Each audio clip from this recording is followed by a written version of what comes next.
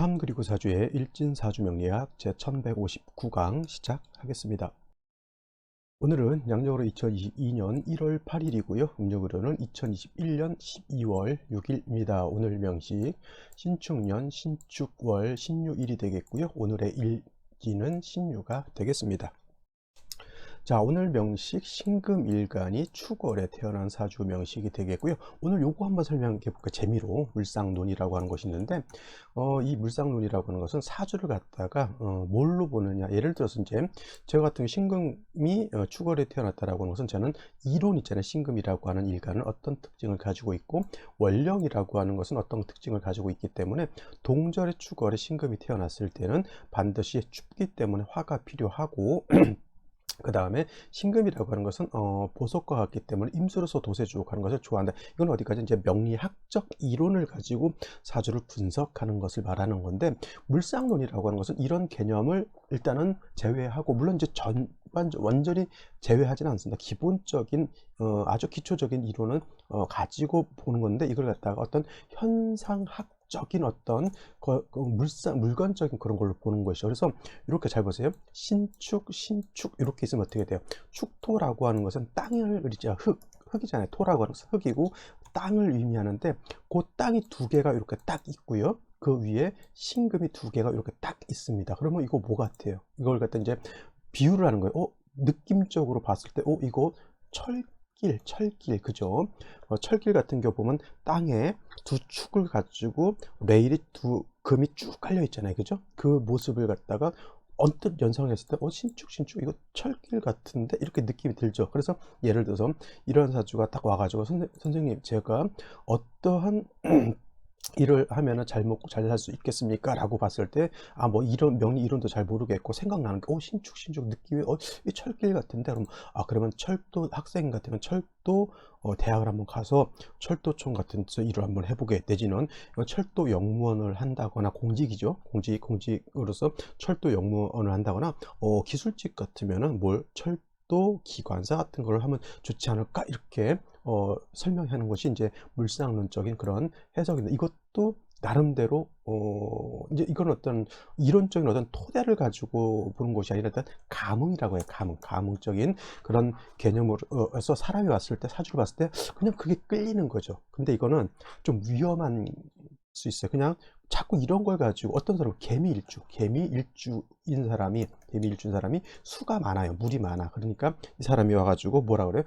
어떤 일을 했으면 좋겠습니까? 그러니까 물도 많고 개미다방에 했더니, 그래서 그 말 듣고 개미다방을 했더니 대박이 났더라. 이런 거는 솔직한 말로 명리는 아니죠. 그냥 어떤 뭐 약간 주술적인 개념 내지는 좀 뭐라죠? 무속인들이 하는 어떤 그런 개념적인 감흥으로서 하는 것이지, 이런 것들을 가지고 명리학 안에 부속으로 넣기는 좀 애매합니다. 그래서 물상론이라고 하는 것이 이제 그런 개념인데, 어떤 분들은 또 이런 것만 또 뒤따 파는 사람들이 있습니다. 근데 이거 물상론이라고 하는 것도 명리학이라고 하는 어떤 토대가 탄탄했을 때 그 약간의 부족한 면을 갖다가 물상론으로 대체할 수는 있겠지만은, 명리학이라고 하는 이론 자체가 어렵다라고 보니까 이거를 완전히 도외시해 놓고 제외해 놓고 물상론만 갖다 뒤따 판다. 처음엔 좀 재미가 있을 수 있어요, 그죠? 재미가 있을 수 있는데, 이론의 근거, 이론의 토대가 되지 않는 물상론은, 이거는 나중에 갔을 때는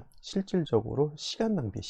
나중에 요런 거 재밌어가지고 10년만 넘게 요거만 뒤따 팠는데, 나중에 어느 정도는 맞는 것 같은데 어느 정도는 이렇게 이연령 비연령이 될 수가 있거든요. 절대 명리 기본적인 이론을 도외시한 쓸데없는 것들은 물상론, 예를 들어서 명리를 제외한 자미두수, 학을 제외한 뭐 기문등급이라 이런 것들은 있잖아요. 사람들이 물론 이제 명리를 많이 알고 나서 기문등급이라든가 자미두수라든가 기타 철판신수라든가 매화역수라든가 이런 물상론이라든가 이런 것들을 처음 볼 수도 있죠. 물론 명리학에다 대고 뭐 주역이라든가 아니면 타로 같은 것도 같이 아울러서 볼 수 있지만은, 이게 명리가 어려우니까, 명리를 공부하다 어려우니까 명리를 포기하고, 그죠?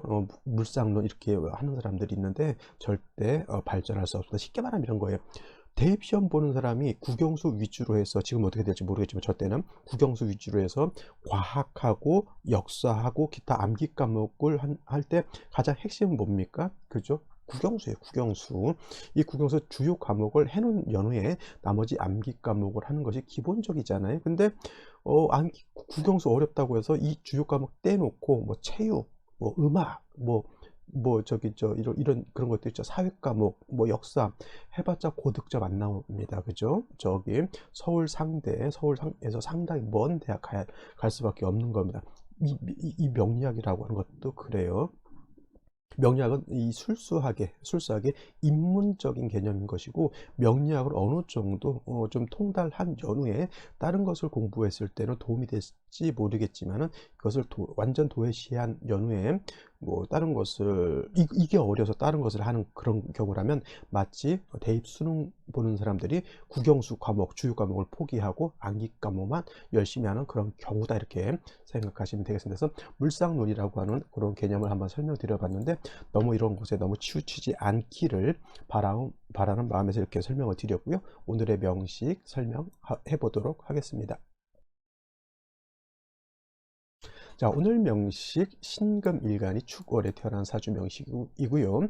가장 중요한 거 일간을 먼저 보고 원령을 봐야 된다라고 하다가 매회에 걸쳐서 말씀드리고, 오늘 일간이라고 하는 것은 신이라고 하는 글자, 이 신이라고 하는 것은 위에 있기 때문에 천간이 될 것이고요. 축은 밑에 있기 때문에 지지가 되겠죠. 천간은 10개가 있는 중에 신이라고 하는 글자는 10개의 천간 중에 8번째 순서에 있는 것이고요.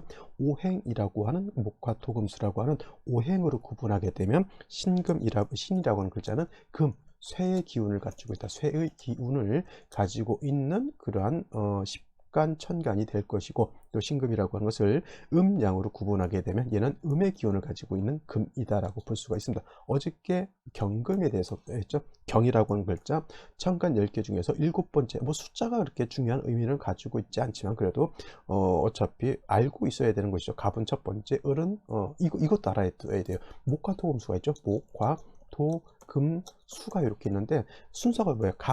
갑목, 을목이 첫 번째가 들어오고요. 그 다음에 병정, 화가 들어오고요. 그 다음에 무기, 토가 들어오고요. 그 다음에 경신, 금이 들어오죠. 그 다음에 개, 수가 이렇게 들어옵니다. 그래서 목화, 토, 금, 수라고 하는 그 순서대로 첫 번째 목이 들어오는 거고, 화가 들어오는 거고, 토가 들어오는 거고, 금이 들어오는 거고, 수가 이렇게 들어오죠. 그리고 또 순서, 상생의 법칙에 따라서는 목생, 화가 되는 거고요.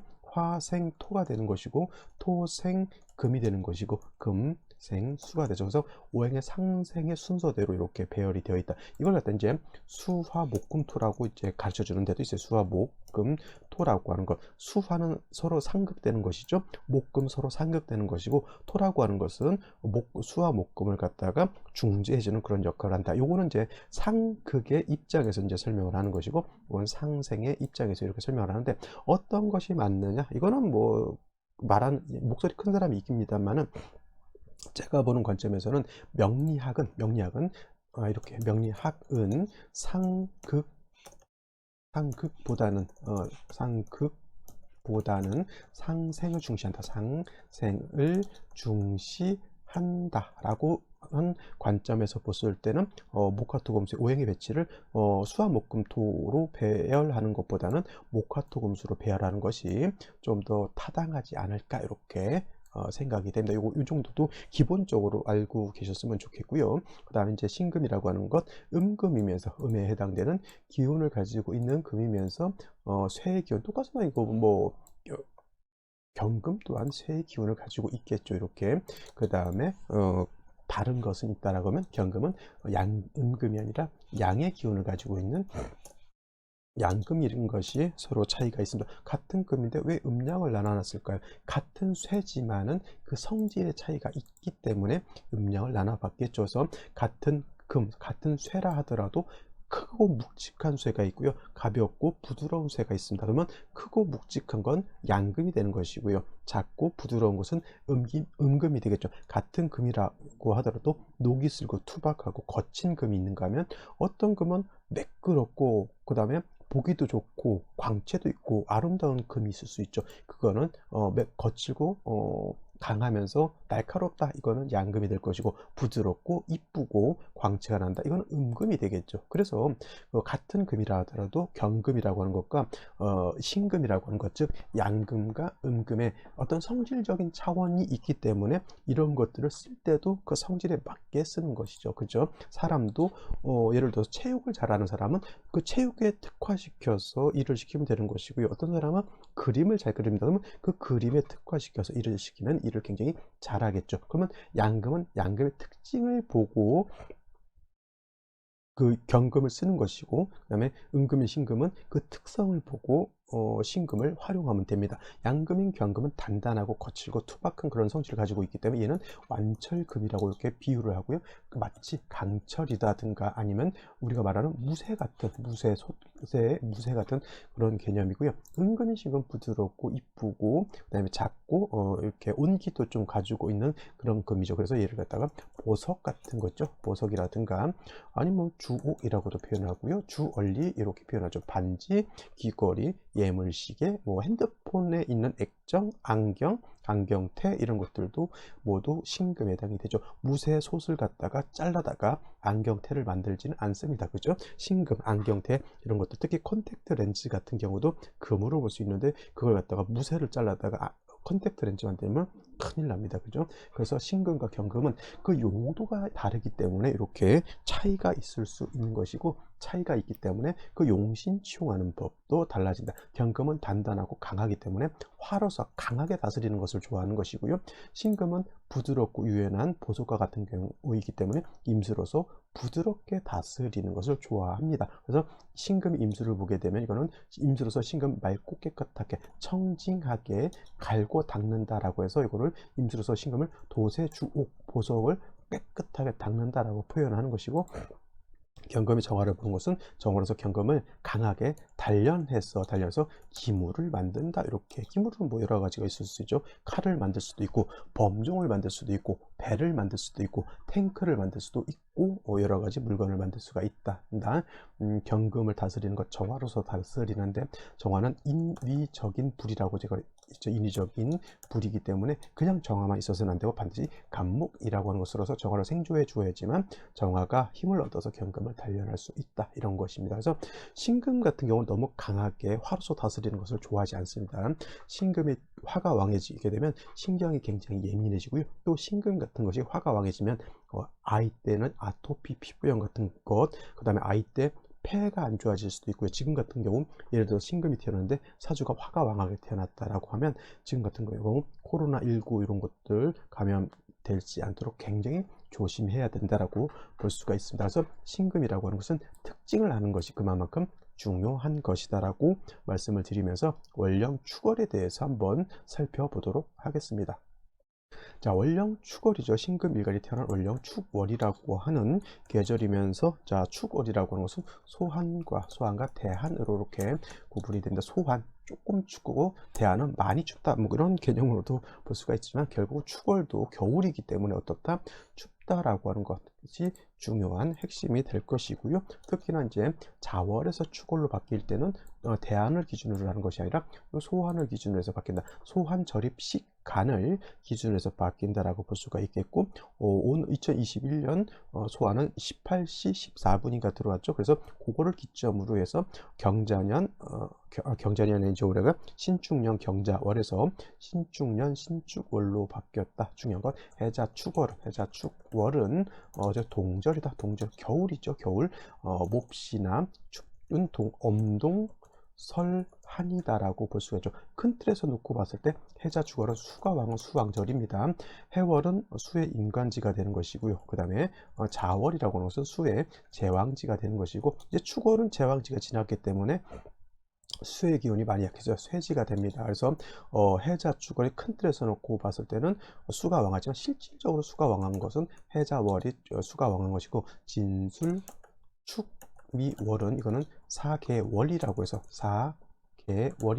이때는 토가 왕한 토왕절이다라고 하는 것을 알아두셨으면 좋겠습니다. 단 축월이 토왕절이지만 예를 들어서 해수를 이렇게 다시 본다거나 아니면 뭐 자수를 다시 본다라고 하면은 이거는 해자축, 자축 뭐 이게 준 방합이 돼가지고 토왕절이지만 다시 수가 왕한 환경으로 바뀔 수 있다라고 보실 수 있겠습니다. 그죠? 그래서 축월은 진술축묘월은 제가 누차에 걸쳐서 말씀드리지만 그냥 토가 왕한 것만 놓고 보지 마시고요. 그 진술축미가 많이 변화합니다. 축이라고 하는 것도 그냥 축토 해자축은 수가 왕하지만 예를 들어서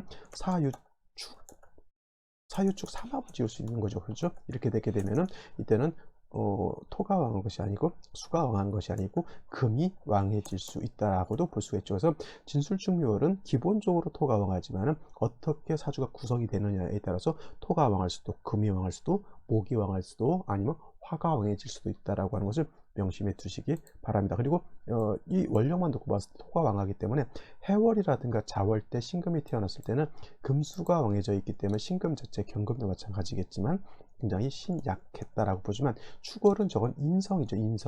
인성이라고 하는 것은 나를 생하는 거예요. 생아자라고 하죠. 생아자, 나를 생하는 생아자이기 때문에 내가 생조를 받을 수도 있고요. 축 안에는 신금이 들어가 있기 때문에 일간 자체 신금이 축에 모도할 수 있다. 통과 뿌리도 내릴 수 있다. 그래서 해자월의 신금은 신약이지만 축월의 신금은 그렇게 신약하지 않다.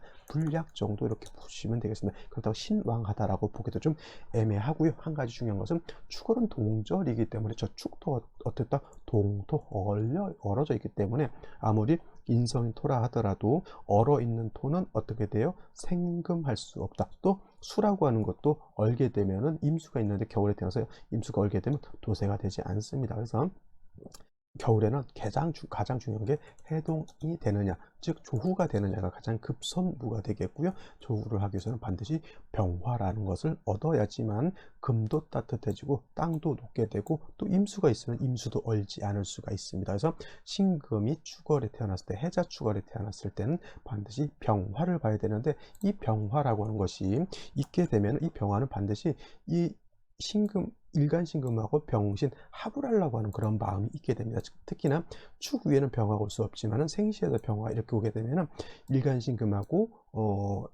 관성인 병화와 합을 하기 때문에 병화가 신금하고 탐합하느라고 조우하는 공력이 떨어지게 되죠. 그래서 만약에 신금일간이 조우를 할 용도로 병화를 볼 때는 이거는 떨어져 있어야 된다. 반드시 연어에 이렇게 있어야 된다라고 하는 것을 뭐 예를 들어 자월 같은 경우는 병자월이 될 수도 있죠. 그것도 마찬가지로 떨어져 있어야 되는 거예요. 그래서 오늘은 축월이기 때문에 병화가 연간에 있거나 만약에 병화가 천간에 투출되지 않는다라고 하면 지지로 사화 같은 것이 있어도 사중 병화가 있기 때문에 흡족하진 않다 하더라도 사중 병화를 쓸 수 있죠. 그래서 병화를 용신을 쓰는데 일간신금인 경우에는 일간신금하고 병화하고 서로 합하지 않도록 예를 들어서 이런 경우도 있을 수가 있겠죠.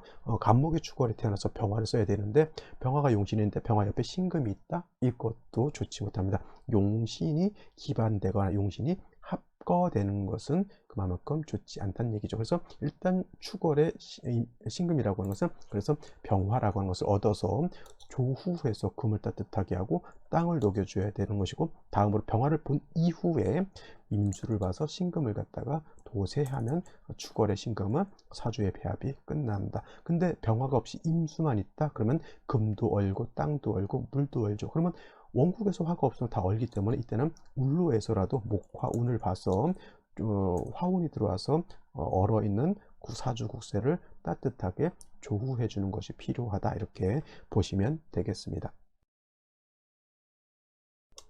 자, 그러면 오늘의 명식을 다시 한번 살펴보도록 하겠습니다. 오늘 명식 신금일간이 축월에 태어난 사주 명식이 되겠고요. 격국이라고 하는 것 살펴보게 되면 격국을 너무 뒷답할 필요는 없고요. 기본적인 것을 볼 줄만 알면 됩니다. 일단 격국을 볼 때는 일간과 원령과의 관계를 살펴본다라고 했고요. 일간은 금인데 이거는 음에 해당되는 음금이 될 것이고 월제 축토는 토인데 지지로 진술 총미토 중에서 진토, 술토는 양토가 되는 것이고 축토, 미토는 음토가 됩니다. 그래서 일간도 그 다음에 월지도 음이 되죠. 대 음이 되면서 토라고 하는 것은 금을 생해주는 관계가 되죠. 자, 일간신금이고 월지가 토니까 월지가 나를 생해주죠. 생아자가 되죠. 나를 생해주는 것. 아생자는 식상이 되는 것이고 생아자는 인성이 된다. 인성도 정인이라고 하는 것과 편인이라고 하는 것이 있는데 정인이라고 하는 것은 일간과 원령과의 관계가 양대음 또는 음대양으로서 음과 양이 조화를 이루는 것을 말하는 것이고요. 편인이라고 하는 것은 일간과 원령과의 관계가 양대 양 또는 오늘처럼 음대 음의 관계가 됐을 때는 편인이 됩니다. 그래서 오늘 같은 경우 신금이 축월에 태어났을 때는 편인격이 된다. 단 천간으로 무토 기토가 다시 투출을 하게 되면 그는 무왕자쇠가 되는 것이고요. 무토가 투출하게 되면 토다 매금이 될 것이고, 그 다음에 뭐 기토 등이 투출하게 되면 이거는 오금, 금이 더럽혀진다. 그래서 축월의 신금은 무토 기토가 투출되는 것을 결코 좋아하지 않는다가 핵심적인 것이고, 만약에 무토 기토가 다시 투출하게 되면 간목으로서 토를 제거해주고 임수로서 도세해주는 것이 필요하죠. 단 한 가지 더 필요한 것은 해자 축월은 동절 엄동설환이기 때문에 병화로서 조후하는 것도 필요한 사주국세가 된다라고 말씀을 드렸는데, 연지의 축토를 이렇게 봤죠. 축월에 신금이 토가 생주해 주는데 연지에 다시 축토가 있습니다. 이거는 뭐 지지에 축토 2개 있는 정도는 뭐 금을 심각하게 더럽히거나 심각하게 매금하지 않습니다. 이 정도 가지고는. 단 문제는 아까도 말씀드렸던 것처럼 천간으로 무토라든가 천간으로 기토 같은 것이 투출했을 때는 이때는 문제가 되는 것이고, 무토가 투출하게 되면 이렇게 무토가 투출하게 되면 이거는 거의 10중 8구는 토왕절이기 때문에 신금이 땅속에 묻혀버리게 된다라고 하는 거 말씀드렸고요. 그 다음에 연간에 신금이 있고요. 그 다음에 월간에 신금이 있고요. 연간에도 신금이 있습니다. 뭐 물론 이 두 신금도 비견으로서 축에 둘 다 뿔을 뒀기 때문에 금 자체가 약하지 않습니다. 이 정도 되면은 축월에 원령을 얻었기 때문에 요거는 신왕 쪽으로 볼 수도 있는데, 일지 유금을 봤으면 이거는 유축 회금까지 하죠. 이거는 어떤 사주? 신왕사주 이렇게 보시면 됩니다. 신왕사주가 된다. 신일간이 왕한 사주가 되는데, 원래 일간이 왕하면 관성을 쓰는 것이 맞아요. 관성. 기본적으로 억부용신법에 따라서 관성을 써서 왕한 일간을 갖다가 통제, 억제하는 것을 기본적으로 쓰게 되는데, 그것은 말씀드렸던 것처럼 일간의 특성에 따라서 좀 달라질 수는 있지만, 양간인 경금 같은 경우는 특성 자체가 강철이기 때문에 일간이 왕하면 정화로서 단련시켜준 것을 좋아하지만, 신금이라고 하는 것은 이미 불로서 다스림을 받아서 보석이라든가 이렇게 주얼리 같은 것으로 만들어 놓은 것이기 때문에 일간 자체가 왕하다 하더라도 다시 불을 볼 필요는 없다. 만약에 경금이 투출됐을 경우에는 화를 보는 것도 나쁘지 않지만, 경금이 투출되지 않은 상태에서는 일간 신금이 왕하다고 해서 화를 보는 것은 마땅치 않고요. 그냥 임수로서 도세하고 겨울이니까 병화로서 조후해주는 그런 틀로 보면 좋을 것 같습니다. 자, 그러면 생시를 살펴보도록 하겠습니다.